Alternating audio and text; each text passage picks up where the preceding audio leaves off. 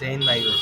SRT के बारे में जैसा कि आप पूछ रहे हो, तो एसआरटी के क्वेश्चन ही मतलब ऐसे आए हैं कि वो समझ में ही नहीं आ रहा है कैसे मैं बताऊँ। पर मैं कोशिश करूँगा कि आपको टाइप करके मैं दे दूँ 2-4 क्वेश्चन, ताकि आपको आइडिया लग जाए। बाकी मैं और उसकी उसी तरह के क्वेश्चंस आपको निकालने की कोशिश करूँगा।